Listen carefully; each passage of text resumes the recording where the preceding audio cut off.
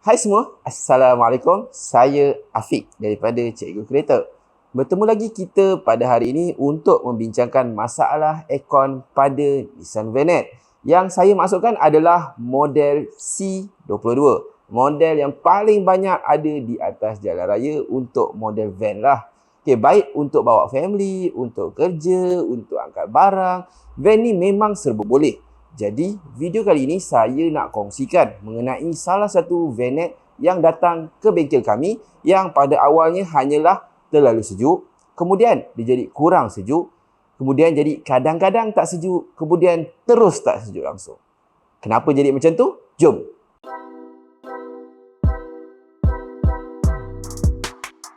Baiklah, Nissan Vanette berwarna putih yang ada kat sebelah saya ni telah datang ke bengkel kami untuk pemeriksaan aircon yang tak sejuk langsung. Jadi kami pun mula periksa dan mendapati magnetic clutch tidak bergerak langsung. Malahan input pada wayar masuk ke magnetic clutch juga tak ada input voltan. Maksudnya tak ada arahan untuk magnetic clutch tu engage. Pemeriksaan awal menunjukkan keadaan aircon ada tekanan yang mencukupi. Malahan berlebihan sedikit daripada sepatutnya. Jadi kami tahu ada masalah pada arahan daripada sistem aircon kereta. Jadi, bermulalah pencarian punca masalah kenapa aircon ni tak hidup langsung.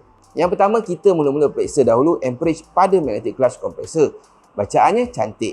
Input tiada. Jadi, bukan masalah pada kompresor. Seterusnya, kita periksa fuse.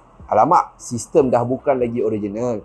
Kereta ni telah menggunakan sistem yang telah diubah suai untuk menggunakan generic condenser dan juga generic thermostat, tapi masih lagi menggunakan coil yang original. Jadi agak susah kita nak trace problem seperti SOP yang sepatutnya. Jadi pengubah suai yang dibuat bengkel sebelum ini telah membuang nipple valve core hot dengan cold, dryer juga berlainan, piping pun berlainan, malahan kondenser pun berlainan. Dia tambah lagi kipas tambahan dan paling teruk sekali tak ada lagi pressure sensor. Sah. Inilah penyebab kenapa ada something wrong pada sistem kereta ni. Jadi kita pun teruslah trace masalah sebenar.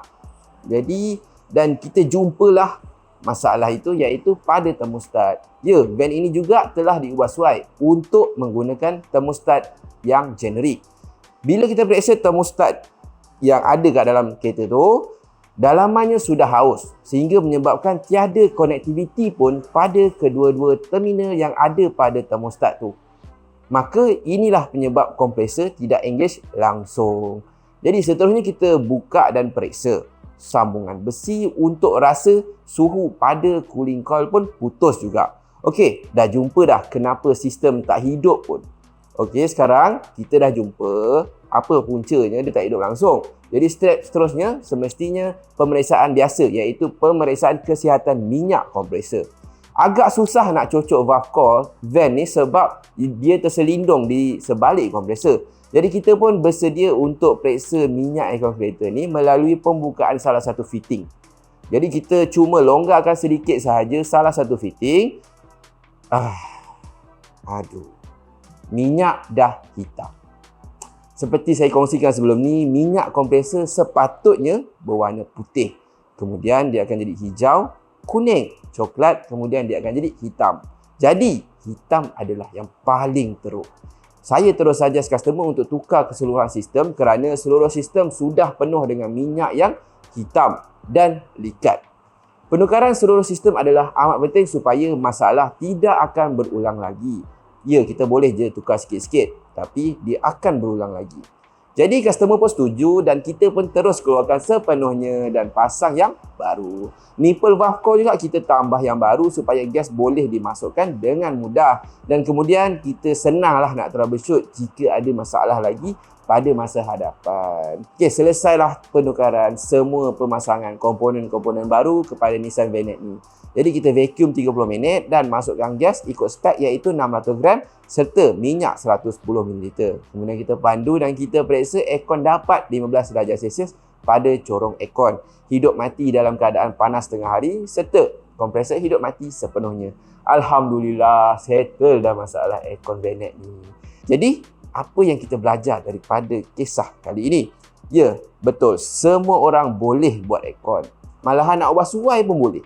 Akan tetapi, kemasukan minyak, gas dan peletakan temperature sensor thermostat juga penting supaya mengelakkan sistem daripada overheat kerana bekerja terlalu keras.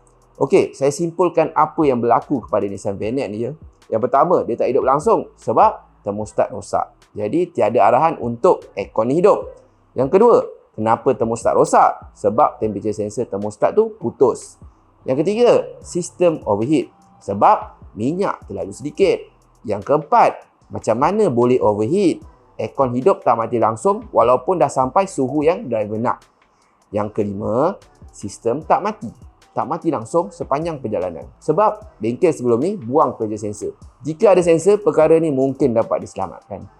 Jadi, benda yang berharga cuma RM40 je, thermostat tu, minyak kompresor yang hanya bernilai berbelas ringgit je, telah menyebabkan kerugian hampir RM2,000. Masalah ini dapat diselamatkan dengan hanya membawa kepada orang yang pandai dalam bidangnya semasa masalah masih kecil.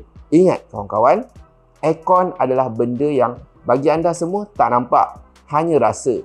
Tetapi bagi kami yang menjiwai termodinamik dan teori aircon, kami boleh nampak selain tahu berapa suhu dan tekanan sepatutnya pada cuaca yang berlainan. Hanya jauh hari yang mengenal manikam. Tidaklah kami ni tak pernah buat silap. Akan tetapi jika kita dapat selesaikan masalah daripada awal lagi kemunculan masalah tu adalah lebih baik daripada apabila dah terlambat. Contohnya tak periksa langsung bateri kereta. Last-last sadai tepi jalan ke RNR. Dah tak boleh start. Jadi nak tahu apa-apa pasal bateri kereta, terus tekan link ni dan belajar lebih lanjut mengenai masalah ini. Baiklah, sampai di sini saja. Jumpa lagi di video yang akan datang. Saya Afiq daripada Cikgu Kereta. Assalamualaikum.